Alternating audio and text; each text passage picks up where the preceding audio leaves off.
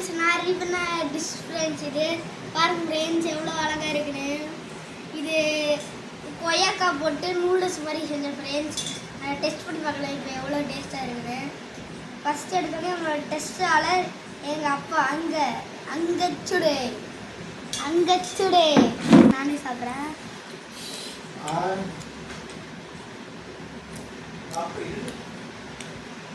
Wonderful friends.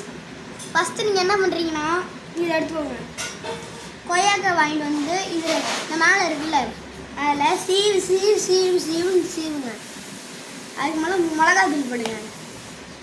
அதுக்கப்புறம் அதில் உப்பு போடுங்க கொஞ்சம்.